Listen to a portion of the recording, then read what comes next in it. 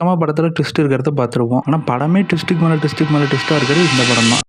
மீமா கிரிகுவே அப்படின்றவங்க வந்து ஒரு ஜாப்பனீஸ் பாப் ஸ்டாரா இருக்காங்க. இவங்க சாம் அப்படின்ற ஒரு பேண்ட்ல மெயின் சிங்கரா இருக்காங்க. இவங்களுக்கு வந்து ஒரு பெரிய ஆக்ட்ரஸ் ஆகணும்னு ஆசை. ஃபர்ஸ்ட் வந்து இவங்களோட பேண்ட்ல இருந்து வெளியே வந்துடுறாங்க. அதுக்கப்புறம் ஒரு டிவி சீரிஸ்ல ஒரு சின்ன கேரக்டரா ஆக்ட் பண்றாங்க. அதே டைம்ல வந்து இவங்கள ஒரு அப்சஸ்ட் ஃபேன் வந்து ஃபாலோ பண்ணிட்டே இருக்கிற. அப்படி ஃபாலோ பண்றது மட்டும் இல்லாம இவங்க டே டு டே லைஃப்ல நடக்கிற எல்லாத்தையும் போட்டோ எடுத்து மீமாஸ் ரூம் அப்படின்னு சொல்லி ஒரு வெப்சைட்ல பர்சனல் டீடைல்ஸ் எல்லாத்தையும் அப்லோட் பண்ணிக்கிட்டே இருக்கிற. அப்படி இந்த நிலைமையில தான் அவங்க ஒரு பெரிய ஆக்ட்ரஸ் ஆகணும்னு சொல்லி அவங்களுக்கு விருப்பமே இல்லைனாலும் நிறைய போல்டான மூவ்ஸ் எடுக்கிறாங்க. அட் த சேம் டைம் வந்து அவங்கள சுத்தி ஏகப்பட்ட மரணங்களும் நடக்குது. இந்த படத்துல எது நிஜம் எது போயின்னு சொல்லி நம்ம மண்டையை பிச்சுக்கு வச்சிருப்பாங்க. அப்சல்யூட் சினிமா இது. Welcome to day 40 of 100 Days 100 Movie Challenge. இந்த படத்தை பார்த்து இன்ஃப்ளூயன்ஸ் ஆன டேரன் அரோனோஃப்ஸ்கி அவருடைய படமான Requiem for a Dream and Black Swan ரெண்டுத்திலுமே இந்த படத்தோட ஷார்ட்ஸ் எல்லாம் இன்ஸ்பயர் பண்ணி வச்சிருப்பாரு. அவங்களுக்கு இன்னொரு ஷாக்கிங்கான விஷயம் சொல்லிட்டான். இதே டைரக்டரான சந்தோஷ் குன்னோட பெப்பரிகா அப்படின்ற படத்தை பார்த்து இன்ஸ்பயர் ஆகி கிறிஸ்டோபர் நோலன் வந்து சில ஷார்ட்ஸ் இன்ஸ்பயர் பண்ணி வச்சிருப்பாரு.